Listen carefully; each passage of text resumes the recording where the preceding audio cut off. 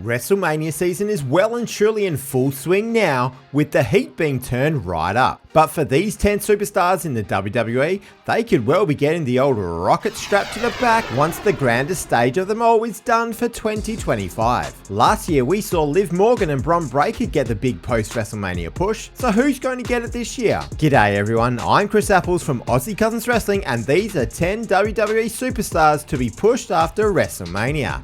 Don't miss out, mate. Subscribe now.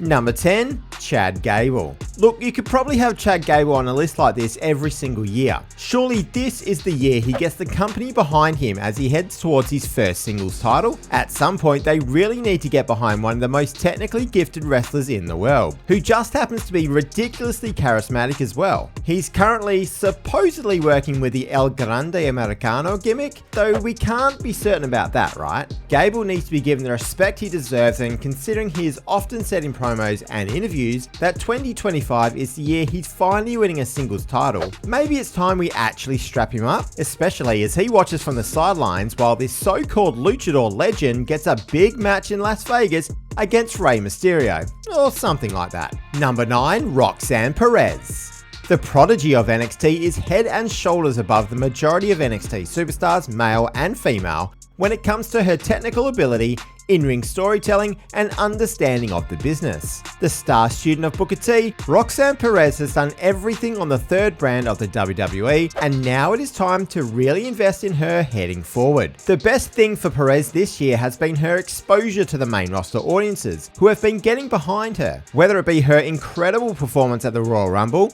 her upset win over Raquel Rodriguez on Raw, or more than holding her own in the Elimination Chamber, Perez looks ready-made to be given a run with a mid-card title before pushing towards the main event scene. Number 8, Jacob Fatu.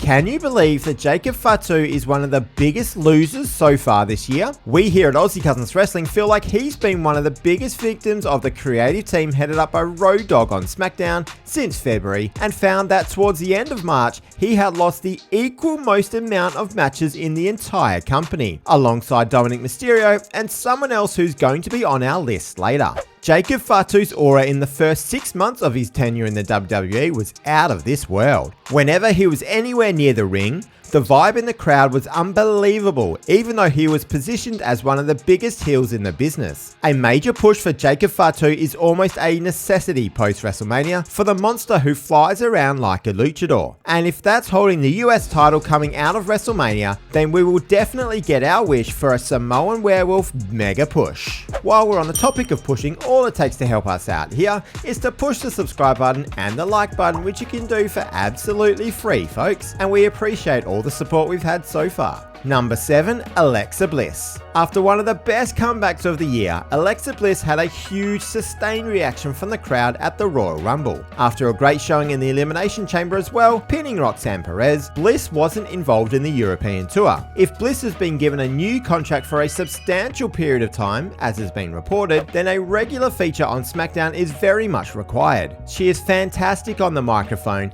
and often has great chemistry in the ring with a wide range of wrestlers. There are mid-card titles that are in place for a reason. How about Alexa Bliss becoming the first Triple Crown champion of winning a world title, a tag team title, and a mid-card title in the WWE on the women's roster? We think that could be a great reward for the always popular Little Miss Bliss. Number 6, Carmelo Hayes. Speaking of biggest losers in the WWE, the other man who had the equal most losses in 2025 to the end of March, Melo has been given some pretty drab crap to do, especially being the lackey for The Miz, just so they can repeat the pun, Melo don't Miz. Carmelo Hayes is very talented, and being in the ring with a lot more experienced wrestlers has done him wonders in the last 12 months. And with talk of his former running buddy turned bitter enemy Trick Williams being promoted at some stage soon, Melo could easily be given a bigger showcase. Melo's championship reigns in NXT with both the North American Championship and the NXT Men's Championship were fantastic. Putting jerseys up in the rafters was a wonderful gimmick that suited his personality to perfection. If anyone can level themselves up, it's Melo. Number 5, Kairi Sane.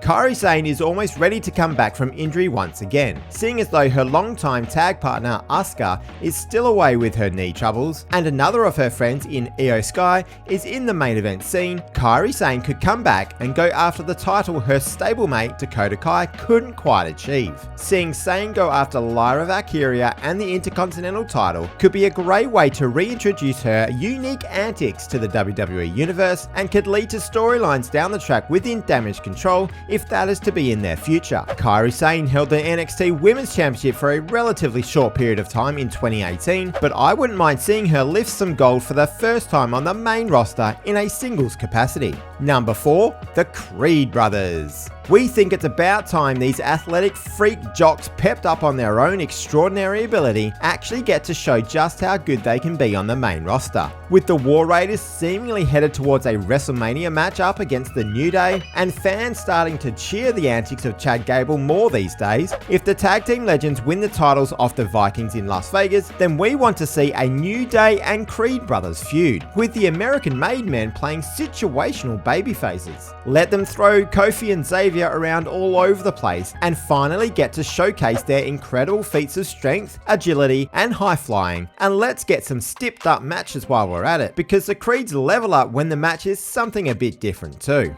Number 3, Jordynne Grace or Stephanie Vaquer. Look, we'll fully admit we're hedging our bets with this one. These two are headed for the main event of Stand and Deliver, alongside Jada Parker and a returning Julia in what must be the only multi-person match this weekend. Oh wait, sorry, there's many of them. We imagine one of these two is winning the belt, but whichever of the two ends up losing on the night could easily see themselves on the main roster. There have been reports of the WWE wanting to speedrun Stephanie Vaquer's time in NXT because of how much of a star she already is. But when you see Jordynne Grace in the Royal Rumble putting a lot of main roster talent to shame, it would be no surprise to see her going straight up to Raw or SmackDown once WrestleMania season is over, considering she was down in NXT while the main event scene was crowded on the red and blue brands. Fans already pop big for these two fantastic superstars, and it won't take much to build them up to be credible contenders for any women's title. Number 2, Rey Fenix. We named Penta as someone who will be a big breakout star for 2025 before his debut in the WWE, and my word has he been so good already. His brother Rey Fenix may very well be better as well, and this should be an inspired decision to have the two go through parallel single runs on separate brands while acknowledging their relationship to each other. Maybe at some point down the track they're going to reunite the Lucha Bros, but that definitely doesn't have to happen just yet. Can you imagine Jacob Fatu putting the US title on the line against Rey Fenix at some point this year? That's got to be worthy of any premium live event. And number 1, Naomi. Naomi's heel turn, while still in its infancy, has been a revelation. She has fully dived into her new persona, completely changing her look, her promo styles, and her mannerisms to look like the biggest badass in the women's division. And now with the announcement that we are getting Naomi versus Jade on the grandest stage of them all, this is definitely her time to shine with a new fierce attitude. The best part about her gimmick change has been the reaction of the crowd. They are loving seeing Naomi come out on the screen, followed by a chorus of boos. That's perfect work for a newly formed heel, and one who could wreak havoc towards getting a world title run in 2025. So that's who we think should get a big push, but we think you should tell us who you want to see be given some more airtime for the rest of 2025 in the comments below. While you're there, make sure you give the subscribe button a big push if you love wrestling just as much as we do, and like the video if this is your kind of thing. And the most important thing from us, of course, is that we here at Aussie Cousins Wrestling hope that you all have a wonderful day.